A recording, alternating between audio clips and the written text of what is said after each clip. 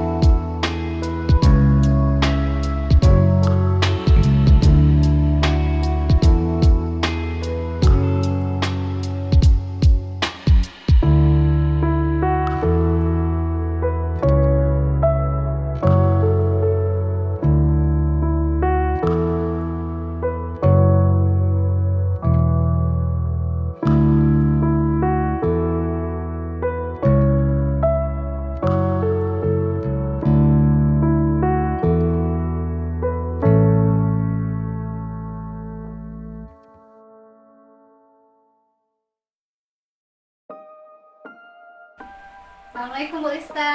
Waalaikumsalam. Pagi Bu. Ya, pagi juga Bu. Ya, Bu Lista gimana mengajar kelas 1? Alhamdulillah sejauh ini menjalani satu sangat membedakan karena anaknya sambil belajar sambil bermain. Iya, jadi memang ya kalau kelas 1 itu gurunya harus juga lebih kreatif dan juga memberikan pembelajaran yang lebih menyenangkan ya. Iya. Ya, Bu Lista ya, terkait dengan yang sudah saya sampaikan sebelumnya bahwa saya akan melakukan supervisi di kelas Ibu ya. Nah, nanti ada beberapa hal yang akan saya sampaikan mulai dari tujuan, tahapan, persiapan dan lain-lain ya kepada Ibu Lista. Kemudian nanti saya akan mengajukan beberapa pertanyaan juga ya. Kira-kira Ibu Lista ada waktu hari ini? Insya Allah. Ya, kalau Ibu Lista ada waktu hari ini, jadi kita bisa ngobrol-ngobrol sebentar ya tentang kelanjutan nanti kita melakukan supervisi di kelas Ibu. Ya, oke Bu. Kalau begitu, untuk tujuan dari supervisi ini sendiri ya Bu Lista, ini adalah untuk membantu Ibu dalam mengembangkan, kemudian meningkatkan kompetensi Ibu dalam melaksanakan pembelajaran di kelas tentunya ya. Kemudian untuk tahapan supervisi akademik ini nanti ada 3 tahap ya. Yang pertama itu adalah pra-observasi yang kita lakukan sekarang. Iya. Kemudian yang kedua itu adalah observasi. Nanti saya akan masuk ke kelas Ibu untuk melihat pembelajaran yang Ibu lakukan. Kemudian yang ketiga adalah pasca observasi. Nanti setelah supervisi, nanti saya akan mengadakan pasca observasi lagi, menanyakan bagaimana situasi yang Ibu lakukan ataupun pembelajaran yang telah Ibu lakukan ya selama supervisi itu. Nah, kemudian Bu ya, agar nanti pada saat observasi kelas Ibu akan lebih percaya diri ya, dan Ibu tentunya siap seutuhnya dalam proses pembelajaran ini. Kalau boleh saya tahu, untuk observasi nanti pelajaran dan materi apa yang akan Ibu ajarkan kepada siswa? Nanti saya akan mengajar muatan pelajaran matematika ya Bu, materi tentang pengurangan bilangan sampai 20. Ya, oke. Jadi mata pelajarannya adalah matematika ya. Ya. Oke. Kemudian materinya adalah pengurangan bilangan ya. Kemudian kalau boleh saya tahu juga Bu ya, dari pelajaran ini kira-kira apakah tujuan yang ingin Ibu capai dalam pembelajaran ini? Tujuan pembelajaran dari pelajaran ini yang pertama itu peserta didik mampu memecahkan masalah pengurangan melalui pengamatan PTT dengan benar. Ya. Yang keduanya itu peserta didik dapat mengaitkan pola warna dari soal pengurangan melalui diskusi, menyelesaikan soal pengurangan dengan tepat. Baik Bu ya, tadi tujuannya adalah yang pertama peserta didik mampu memecahkan masalah pengurangan melalui mengamati PPT dengan benar. Kemudian peserta didik dapat mengaitkan pola warna dari soal pengurangan melalui diskusi penyelesaian soal pengurangan dengan tepat ya. Nah kemudian bagaimana area pengembangan yang ingin Ibu capai? Untuk area pengembangannya itu saya menggunakan keterampilan dan pengetahuan, Bu. Pada pengetahuan meningkatkan kemampuan siswa tentang memecahkan masalah pengurangan bilangan sampai 20. Kemudian meningkatkan kemampuan siswa tentang mengaitkan dan membuat karya dari masalah pengurangan sampai 20. Ya, jadi ada dua aspek ya yang ingin Ibu kembangkan di sini ya. Nah, kemudian saya mau tahu juga ya Bu, bagaimana rancangan yang sudah Ibu buat untuk pelaksanaan pembelajaran nanti, misalnya dari strategi, model, ataupun media yang Ibu pakai. Kalau strateginya, saya akan mencoba menerapkan pendekatan pembelajaran saintifik. Dan untuk metodenya, saya menggunakan diskusi akan menerapkan diskusi kelompok, tanya jawab, dan penugasan, dan ceramah, serta menggunakan metode pembelajaran problem based learning atau PBBL. Ya, oke. Jadi strateginya melalui pendekatan saintifik ya, kemudian menggunakan metode diskusi kelompok, tanya jawab, ceramah, kemudian penugasan ya. Kemudian juga yang saya tangkap tadi adalah menggunakan model problem based learning ya, atau PJBL ya. Nah, kemudian media pembelajaran apa yang Ibu siapkan untuk pembelajaran ini? Untuk media pembelajaran mungkin saya akan menggunakan media PPT, video pembelajaran, LKPD, serta bahan ajar yang sesuai untuk menunjang pembelajaran. Oke, kalau sudah siap semua ini, jadi kapan kira-kira Bu Ista kita akan melakukan observasi di kelas Ibu? Insya Allah pas hari Rabu ya Bu, pas jam pertama. Oke, jadi hari Rabu ya, saya akan ke kelas Ibu. Yang pertama tentunya untuk observasi pembelajaran yang Ibu lakukan, kemudian mengamati proses pembelajaran, dan melihat serta saya akan mencatat hal-hal apa saja yang terjadi di kelas selama Ibu mengajar. Ya, nah sekarang nanti setelah melakukan observasi di kelas, kita akan melanjutkan percakapan lagi ya Bu di tahap pasca observasi ya. Oke, nah sebelum kita mengakhiri obrolan ini ya Bu Ista ya, kira-kira apa saja yang Ibu dapat dari percakapan pra-observasi?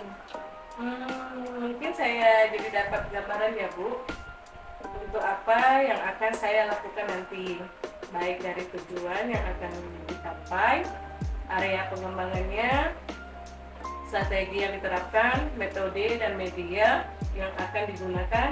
Jadi tahu nih apa yang harus dilakukan dan yang perlu disiapkan dari gambaran melalui percakapan ini. Oke, baik ya Bu, luar biasa sekali ya Bu Ista ya. Ya, jadi nanti saya akan ke kelas Ibu ya untuk melakukan kegiatan observasinya ya.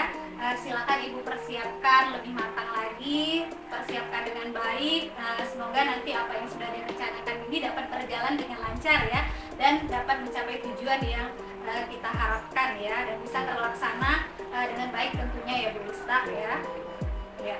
Oke Bu, terima kasih atas waktunya. Sampai ketemu lagi pada waktu observasi di kelas Ibu ya Bu Ista. Baik Bu, sama-sama. Ya.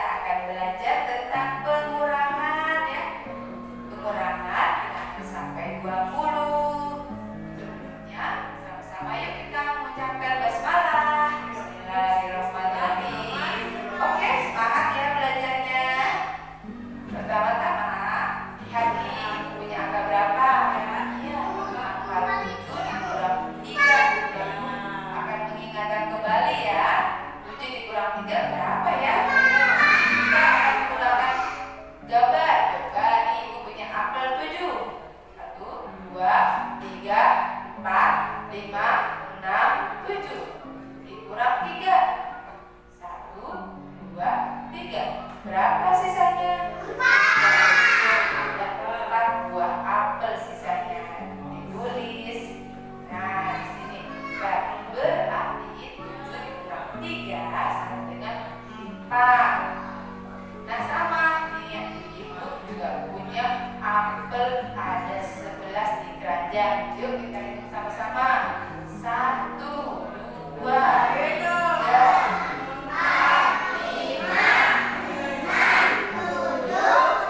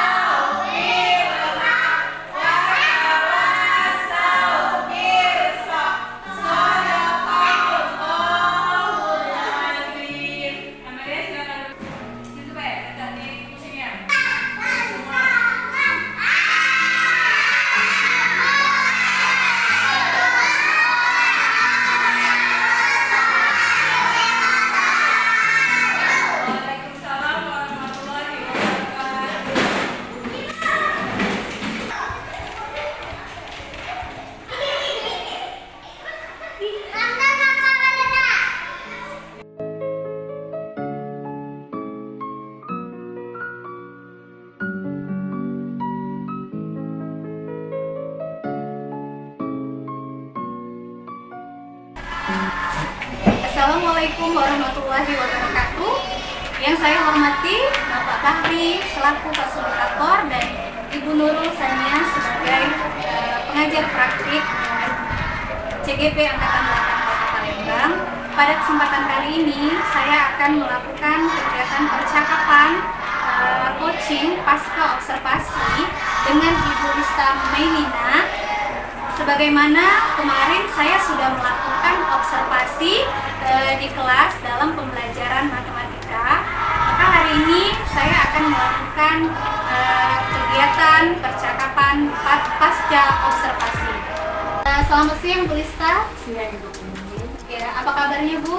Alhamdulillah sehat. Alhamdulillah kalau sehat Bu. Bagaimana aktivitas pembelajaran di kelas? Alhamdulillah sangat baik dan sangat menyenangkan. Oke Bu, kemarin kan kita sudah melaksanakan kegiatan observasi ya, kemudian melakukan observasi dalam pembelajaran yang Ibu lakukan di kelas, yaitu pembelajaran matematika pada tanggal 13 September kemarin ya. Nah Bu, kali ini kita ngobrol santai saja ya Bu, biar lebih rileks ya.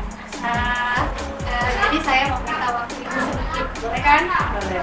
Oke, saya Bu Rista, terkait dengan pembelajaran yang Ibu lakukan kemarin ya.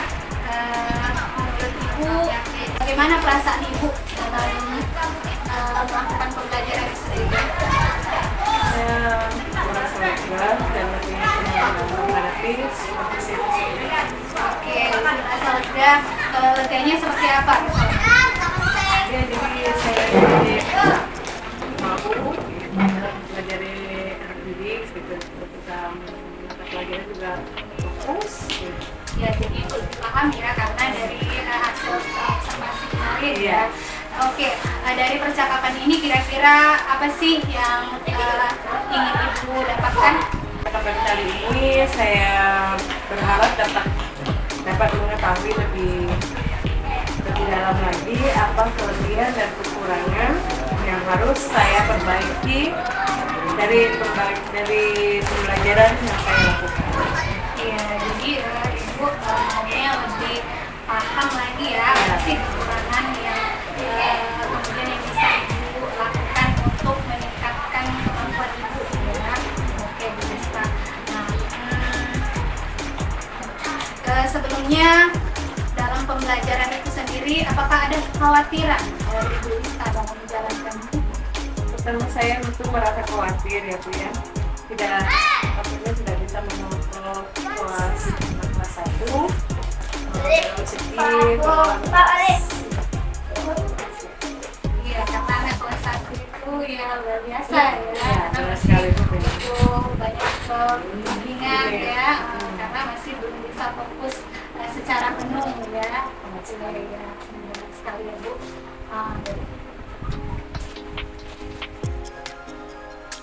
Jadi apakah tujuan pembelajaran yang Ibu lakukan kemarin menurut Ibu sudah tercapai? Menurut saya sudah tercapai ya Bu ya.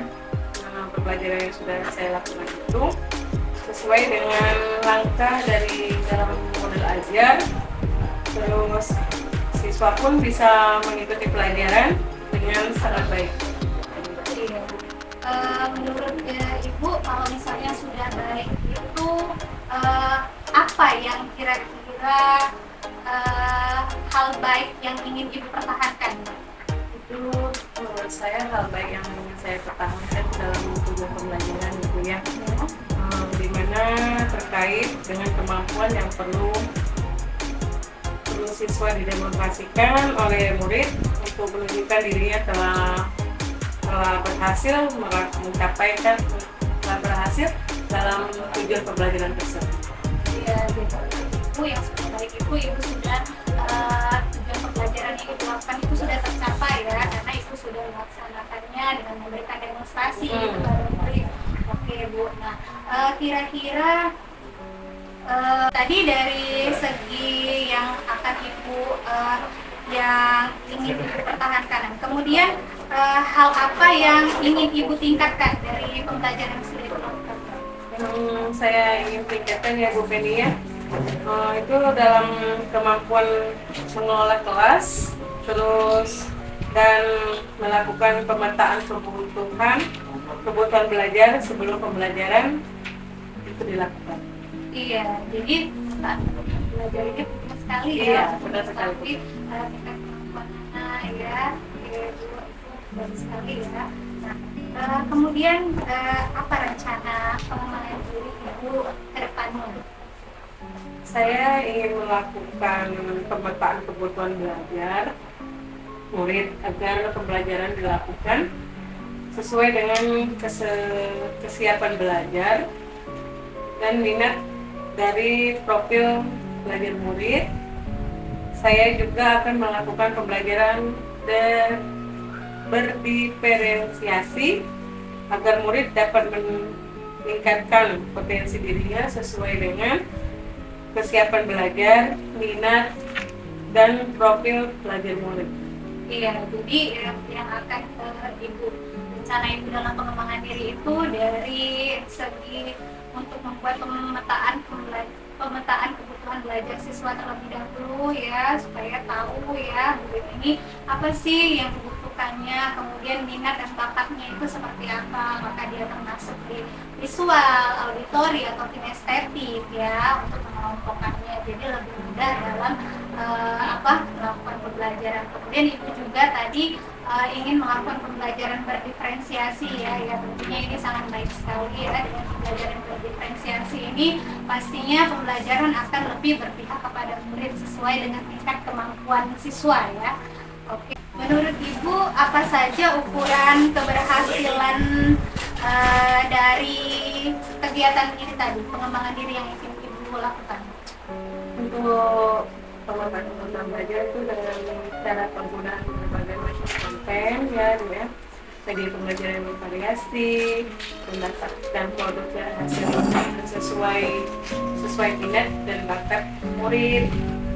Untuk pembelajaran berdiferensiasi, murid merasa nyaman dalam belajar, meningkatkan pencapaian pelajaran, murid mampu merefleksikan diri.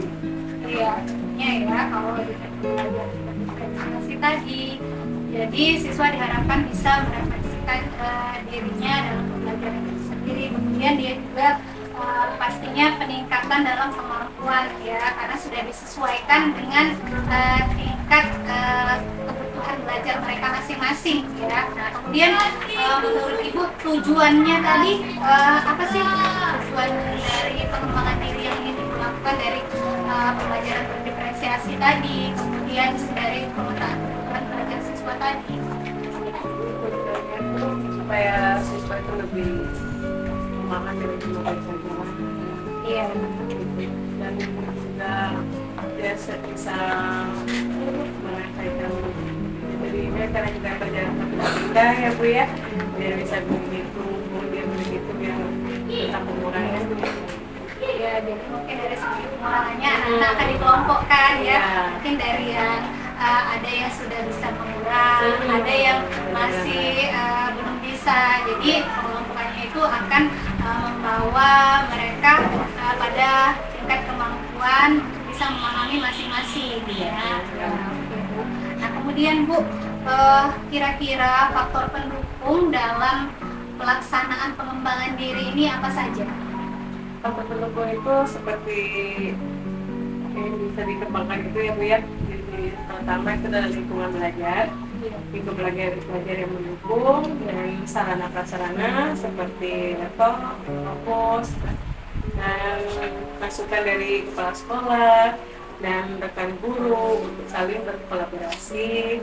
Terus modal manusia seperti murid, guru, kepala sekolah, dan rekan sejawat.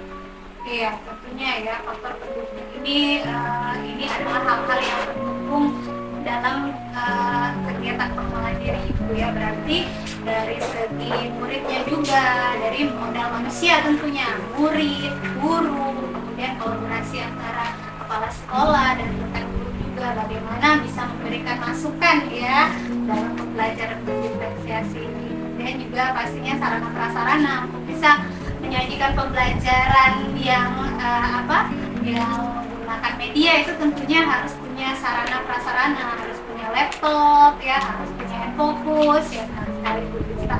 Ya oke, nah kira-kira Bu kapan mau melaksanakan rencana pengembangan diri?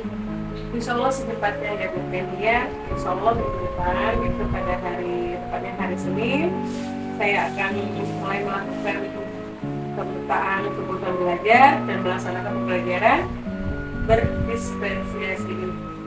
Oke, jadi Ibu secepatnya, karena hal yang baik itu harus segera ya, jadi harus ada perubahan yang signifikan, jadi harus segera dilakukan. Oke, Senin ya Bu, ya oke. Nah Bu, jadi dari kemarin kita sudah melakukan tahap praobservasi di mana Ibu sudah menyampaikan metode, kemudian pendekatan yang Ibu lakukan ya dengan menggunakan metode problem based learning ya. Ya kemudian menggunakan pendekatan berbasis IPEC ya, dengan menggunakan media pembelajaran itu berupa infocus kemarin, kemudian video menggunakan video pembelajaran dan juga PPT ya kemarin ya. Nah kemudian fokus dari Ibu kemarin yang dilakukan adalah dari segi kemampuan Ibu dalam mengelola kelas ya, kemudian Ibu juga kemarin dalam segi metode penerapan metode PBL ya, kemudian dari segi langkah-langkah kegiatannya sudah sesuai sekali dengan sintak atau langkah-langkah yang ada di modul ajar Ibu ya.